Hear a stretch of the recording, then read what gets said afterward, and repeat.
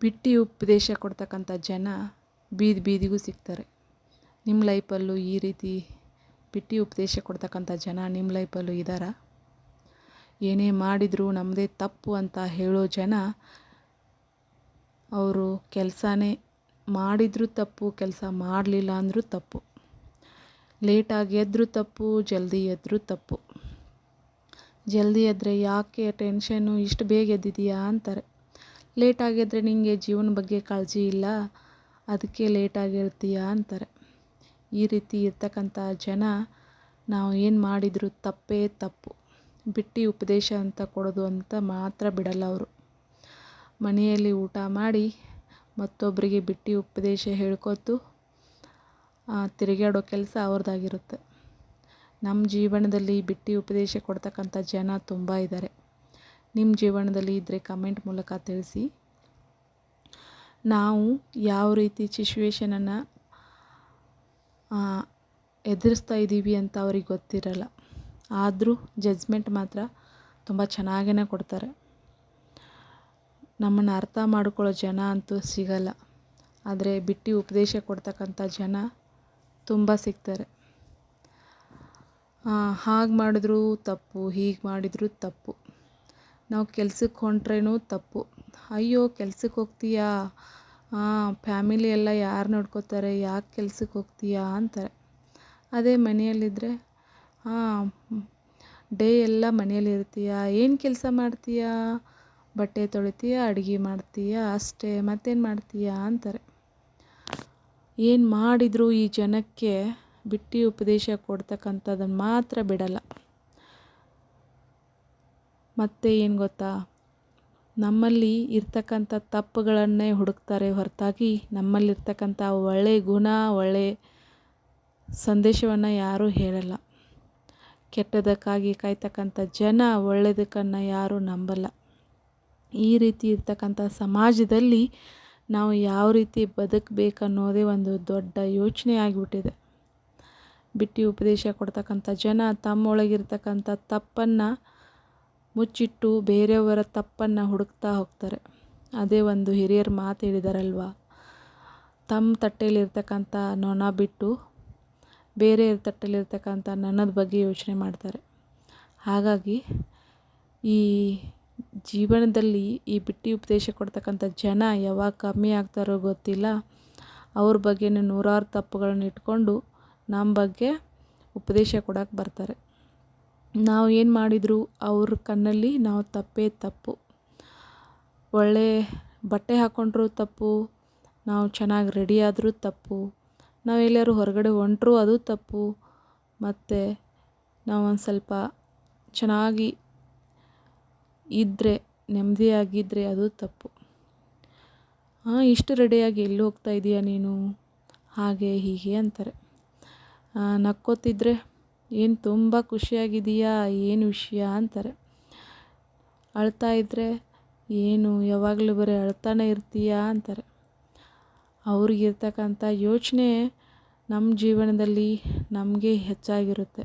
ಆದರೆ ಅವ್ರದ್ದು ಬಿಟ್ಟು ಉಪದೇಶ ಕೊಡ್ತಕ್ಕಂಥ ಜನ ಬಿಟ್ಟು ಉಪದೇಶ ಕೊಡ್ಕೊತ ತಿರುಗ್ತಾ ಇರ್ತಾರೆ. ದೇವರು ಎಲ್ಲರಿಗೊಂದು ಒಳ್ಳೆಯ ಕಾಲ ಅಂತ ಕೊಡ್ತಾನೆ, ತಾಳ್ಮೆಯಿಂದ ಕಾಯಬೇಕಷ್ಟೇ. ನಾವು ಬಿಟ್ಟು ಉಪದೇಶ ಮಾಡ್ತಕ್ಕಂಥ ಜನಕ್ಕೆ ಬಾಯಿ ಮುಚ್ಚಬೇಕಂದ್ರೆ ನಾವು ಅವ್ರ ಮುಂದೆ ಎದ್ದು ನಿಂತು ಧೈರ್ಯವಾಗಿ ಎದುರಿಸ್ಬೇಕು. ಆ ರೀತಿ ನಾವು ಬೆಳಿಬೇಕು. ಸೊ ಈ ಬಿಟ್ಟು ಉಪದೇಶ ಕೊಡ್ತಕ್ಕಂಥ ಜನಕ್ಕೆ ನೀವೇನು ಹೇಳ್ತೀರಾ? ನಿಮ್ಮ ಲೈಫಲ್ಲೂ ಈ ರೀತಿ ಬಿಟ್ಟು ಉಪದೇಶ ಕೊಡ್ತಕ್ಕಂಥ ಜನ ಇದ್ದರೆ ಖಂಡಿತ ಕಮೆಂಟ್ ಮಾಡಿ ಗೈಸ್. ಇನ್ನು ಯಾರೆಲ್ಲ ನಮ್ಮ ಚಾನಲನ್ನು ಸಬ್ಸ್ಕ್ರೈಬ್ ಮಾಡ್ಕೊಂಡಿಲ್ಲ ಪ್ಲೀಸ್ ಸಬ್ಸ್ಕ್ರೈಬ್ ಮಾಡ್ಕೊಳ್ಳಿ. ಹಾಗೆ ಪಕ್ಕದಲ್ಲಿರ್ತಕ್ಕಂಥ ಆ ಬೆಲ್ಲೈಕನನ್ನು ಕ್ಲಿಕ್ ಮಾಡಿ ಆಲ್ ಅಂತ ಸೆಲೆಕ್ಟ್ ಮಾಡಿ. ನಾನು ಯಾವುದಾದ್ರೂ ಹೊಸ ವಿಡಿಯೋಸ್ ಹಾಕಿದರೆ ನಿಮಗೆ ಫಸ್ಟ್ ನೋಟಿಫಿಕೇಷನ್ ಬರುತ್ತೆ, ನೀವೇ ಫಸ್ಟ್ ನನ್ನ ವಿಡಿಯೋಸ್ ನೋಡ್ಬೋದು. ಈ ರೀತಿ ಇರ್ತಕ್ಕಂಥ ಜನಕ್ಕೆ ನೀವು ಯಾವ ರೀತಿ ಹೇಳ್ತೀರಾ ಅಂತ ಹೇಳಿ. ನಿಮ್ಮ ಮನೆ ಆಜು ಬಾಜು ಇಂಥ ಜನರು ಇರ್ತಾರೆ, ನೀವು ಕೂಡ ಎದುರಿಸ್ತಿರ್ತೀರ. ಅವರಿಗೆಲ್ಲ ಏನು ಹೇಳೋಕ್ಕೆ ಇಷ್ಟಪಡ್ತೀರಾ ಅಂತ ಕಮೆಂಟ್ ಮೂಲಕ ತಿಳಿಸಿ. ನಾನಂತೂ ಅಂಥ ಜನಗಳನ್ನು ಎಲ್ಲಿಡಬೇಕೋ ಅಲ್ಲೇ ಇಟ್ಟಿರ್ತೀನಿ. ಯಾಕಂದರೆ ಅವ್ರಿಗಿರ್ತಕ್ಕಂಥ ಬುದ್ಧಿ ನಮಗೆ ಆ ರೀತಿ ಬುದ್ಧಿ ಬೇಡ. ನಾವು ಬೆಳೆಯೋರಿಗೆ ಬೆನ್ನು ತಟ್ತೀವಿ ಹೊರತಾಗಿ ಕಾಲು ಎಳೆಯಲ್ಲ. ಹಾಗಾಗಿ ಇಂಥ ಜನಕ್ಕೆ ಏನು ಹೇಳಬೇಕಂತ ನನಗಂತೂ ಗೊತ್ತಿಲ್ಲ. ಅವರ ಆಲೋಚನೆ ಅಷ್ಟಾಗಿರುತ್ತೆ. ಅದ್ರ ಬಗ್ಗೆ ನಾವು ತಲೆ ಕೆಡಿಸ್ಕೋಬಾರ್ದು. ಹಾಗೆ ಮುಂದೆ ಹೋಗ್ತಾ ಇರಬೇಕು ಅಷ್ಟೆ. ಲೈಫ್ನಲ್ಲಿ ಒಳ್ಳೆಯವರಿಗೆ ಮಾಡೋರಿಗೆ ಒಳ್ಳೆ ಕಾಲ ಎಂದಿಗೂ ಇರುತ್ತೆ. ಆ ದೇವರು ಒಳ್ಳೆಯದನ್ನೇ ಮಾಡ್ತಾನೆ ಅಂತ ನಂಬಿಕೆ ನನಗಿದೆ. ಕೆಟ್ಟದನ್ನು ಬಯಸೋರಿಗೆ ಈಗ ಮಾತ್ರ ಚಲೋ ಅಂದರೆ ನೆಮ್ಮದಿ ಇರುತ್ತೆ. ಮುಂದೆ ಅವರಿಗೂ ಗೊತ್ತಾಗುತ್ತೆ. ಕರ್ಮ ರಿಟರ್ನ್ ಅಂತಾರಲ್ಲ, ಅದು ಇವಾಗಲೇ ಗೊತ್ತಾಗುತ್ತೆ. ಸ್ವಲ್ಪ ದಿನ ವೆಯ್ಟ್ ಮಾಡಬೇಕು ಅಷ್ಟೆ. ನಾವು ವೆಯ್ಟ್ ಮಾಡಿ ತಾಳ್ಮೆಯಿಂದ ಕಾಯ್ಕೋತಾ ಕೊಂಡಿರಬೇಕು ಅಷ್ಟೆ. ಇಂಥ ಜನಗಳು ನಮ್ಮ ನಡುವೆನೇ ಇರ್ತಾರೆ, ಆದರೆ ನಮಗೆ ಗೊತ್ತಿರಲ್ಲ ಅಷ್ಟೆ. ಇಲ್ಲಿ ಇರ್ತಕ್ಕಂಥದ್ದನ್ನು ಓದು ಅಲ್ಲಿ ಹೇಳೋದು, ಅಲ್ಲಿ ಇರ್ತಕ್ಕಂಥದ್ದನ್ನು ಬಂದು ಇಲ್ಲಿ ಹೇಳೋದು, ಅವರಿಬ್ಬರು ನಡುವೆ ಜಗಳ ಹಚ್ಚಿ ಅವರು ಮೋಸ ನೋಡೋದು. ಇಂಥ ಜನ ತುಂಬ ಜನ ಇರ್ತಾರೆ.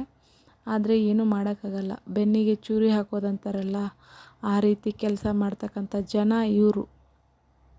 ಅವ್ರ ಬಗ್ಗೆ ನೀವು ತಲೆ ಕೆಡಿಸ್ಕೋಬೇಡಿ ಗೈಸ್. ನಾನಂತೂ ತಲೆ ಕೆಡಿಸ್ಕೊಳ್ಳಲ್ಲ. ಯಾಕಂದರೆ ಅವ್ರ ಕೆಲಸನೇ ಅದಾಗಿರುತ್ತದೆ. ಹಾಗಾಗಿ ಅವ್ರ ಬಗ್ಗೆ ಯೋಚನೆ ಮಾಡದೆ ನಮ್ಮ ಬಗ್ಗೆ ನಾವು ಅಷ್ಟೇ ಯೋಚನೆ ಮಾಡ್ತಾ ನಮ್ಮ ಜೀವನವನ್ನು ನಾವು ಸಾಗಿಸಬೇಕು. ಅವ್ರ ಜೀವನವನ್ನು ಬಿಟ್ಟು ಉಪದೇಶ ಕೊಟ್ಕೊತು ತಿರುಗ್ತಿರ್ತಾರೆ. ಅವರಲ್ಲಿರ್ತಕ್ಕಂಥ ತಪ್ಪುಗಳನ್ನು ಮುಚ್ಚಿ ಮತ್ತೊಬ್ಬರ ತಪ್ಪುಗಳನ್ನು ಹುಡುಕ್ತಾ ಅವರು ಈ ರೀತಿ ಬಿಟ್ಟು ಉಪದೇಶನ ಕೊಡ್ತಾ ತಿರುಗ್ತಿರ್ತಾರೆ. ನಾವು ಏನು ಮಾಡಿದರೂ ಅವ್ರಿಗೆ ತಪ್ಪಾಗೇ ಕಾಣಿಸುತ್ತೆ. ಅದೇ ಒಂದು ಒಳ್ಳೆಯ ಕೆಲಸ ಮಾಡಿದರೆ ಅದನ್ನು ಹೊಗಳಲ್ಲ. ತಪ್ಪು ಕೆಲಸ ಮಾಡಿದರೆ ಅದನ್ನು ತೆಗಳ್ತಾರೆ ಹೊರತಾಗಿ ಯಾರೂ ಹೊಗಳಲ್ಲ.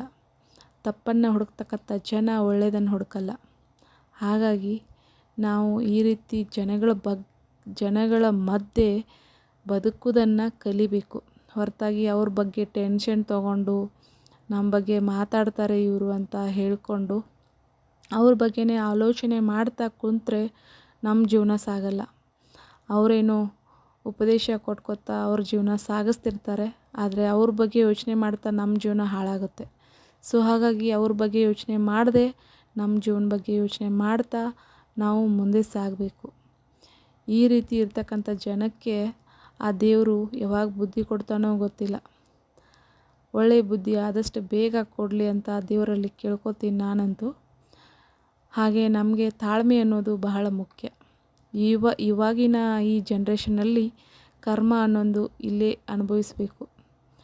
ಹಾಗಾಗಿ ನಾವು ವೇಟ್ ಮಾಡಬೇಕು. ಅವರನ್ನು ನಾವು ಕೂಡ ನೋಡೋ ಸಿಚುವೇಶನ್ ಆ ದೇವರು ಬೇಗ ಕೊಡಲಿ ಅಂತ ಕೇಳ್ತೀನಿ ನಾನು.